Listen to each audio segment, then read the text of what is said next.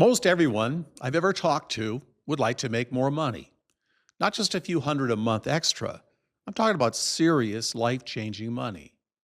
Well, you can, but not until you embrace a truth most people just don't want to hear. You don't make serious money by just wanting it more. You don't make it by working harder. And you certainly don't make it by chasing the next opportunity. You make serious money when how you see yourself, or as I talk about a lot of Zygon, your identity changes. Because income doesn't scale with effort, it scales with a level of responsibility, pressure, and execution that you're willing to live with inside of you without quitting on yourself. And until that shift happens internally, you'll keep hitting invisible ceilings you don't even realize that you've created. Let me show you how to do this.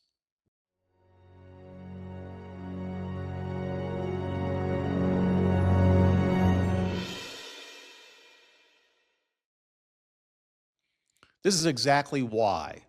Inside the Millionaire's Mind work that we teach on the Zygon app and in the Academy workshops, which, by the way, is free. If you want to do it, we don't start with money strategies. We start with who you believe you're allowed to be. Because money doesn't respond to motivation or even necessarily hard work, even though it's necessary to achieve success. It responds first to identity alignment. Most people think they're stuck in life and can't make the income that they're truly worth because they don't have the right skills, they don't have the right connections, or they didn't get lucky. But that's not really the real problem. The real problem is this: they've not upgraded their self-concept to match the level of success that they want. So when opportunity shows up, they hesitate, they overthink, they wait, or like a lot of people that I've coached over the years, they self-sabotage themselves. And then they tell themselves a story about timing or circumstances or fairness. I hear that one a lot. Someone stole my idea. I didn't have enough capital. I had other commitments. None of this is because they're incapable. It's because their identity, how they see themselves operating in the world, is still calibrated to comfort, not growth. I've coached people who looked productive. They had a plan, but weren't actually going anywhere. They had an idea that was good enough to launch, not perfect perhaps, but real, and would likely succeed. But instead of committing to it, they kept drifting. Every week there was a new adjustment, a new feature that had to be included, a new market they suddenly thought that they should serve. They weren't building a business, they were building a hiding place. Because as long as the project stayed unfinished, well, they didn't have to confront the only question that really mattered. What if I put this out and it doesn't validate who I think I am?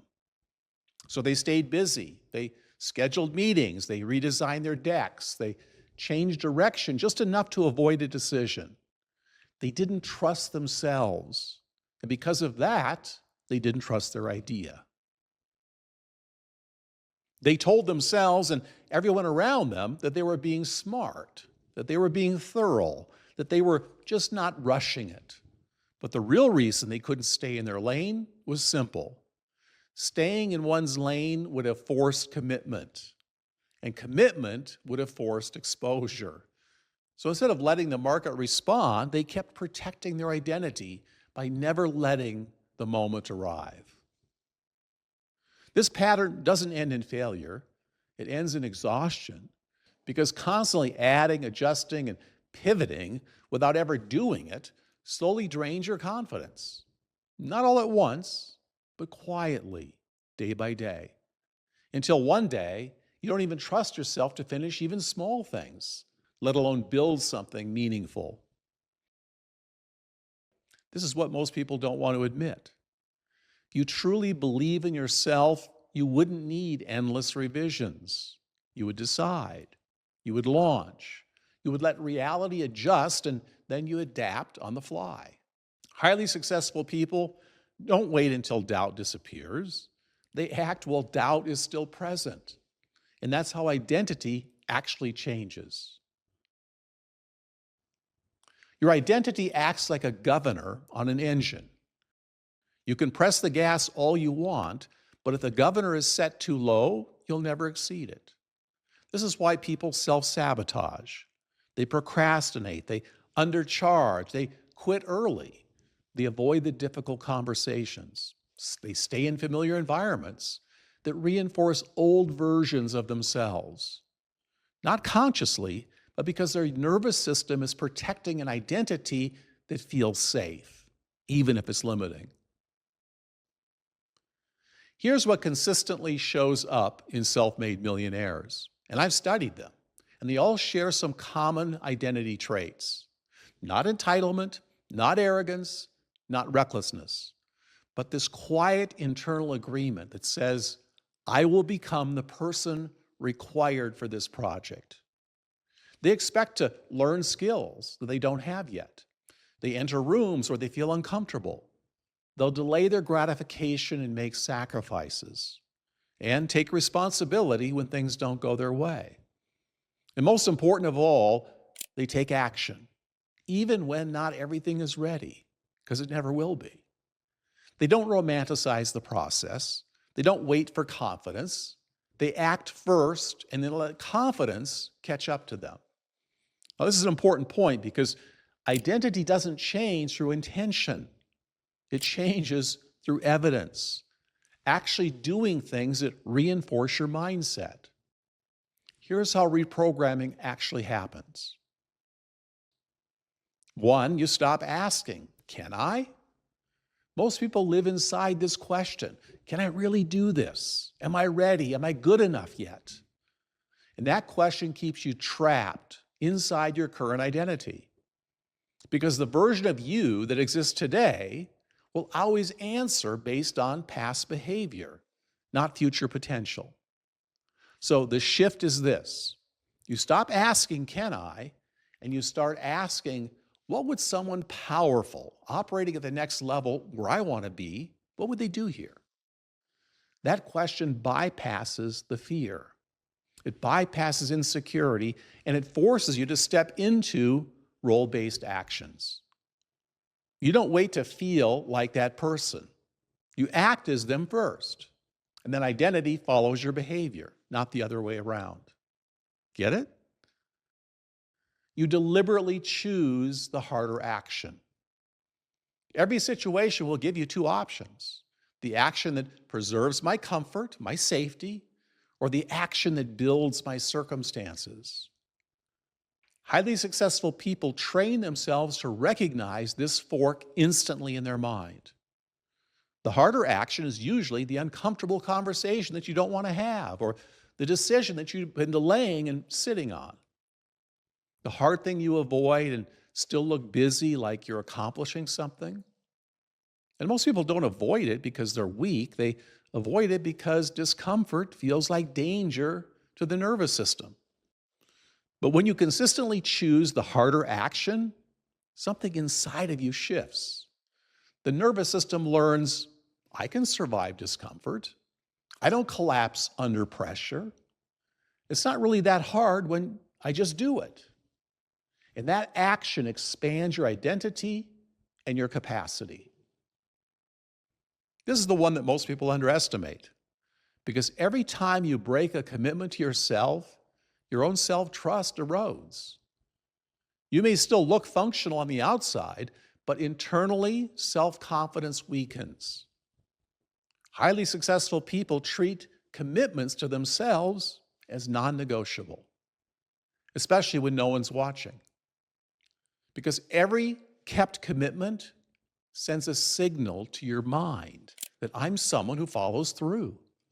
And your identity is nothing more than the accumulation of those signals over time. There's a compounding effect to all of this.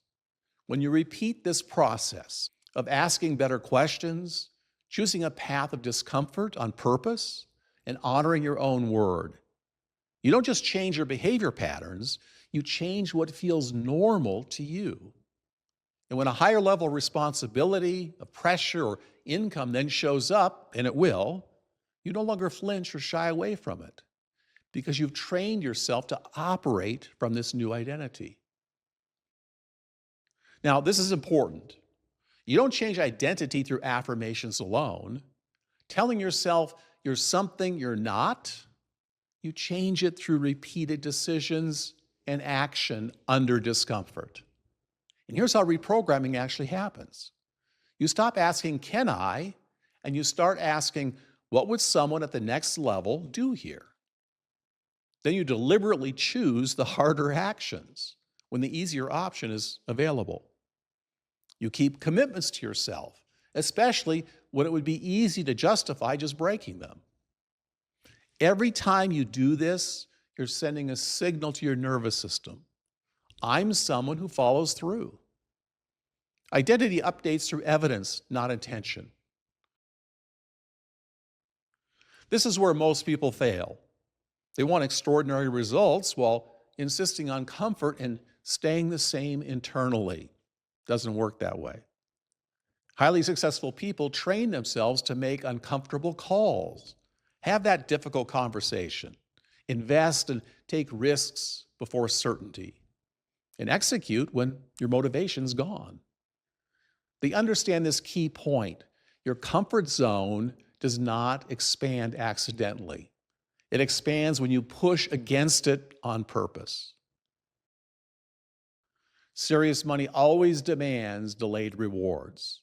And that means saying no to short-term pleasure when there's something bigger at stake. And staying disciplined when nobody's watching. Choosing long-term positioning over immediate validation. Failures want relief.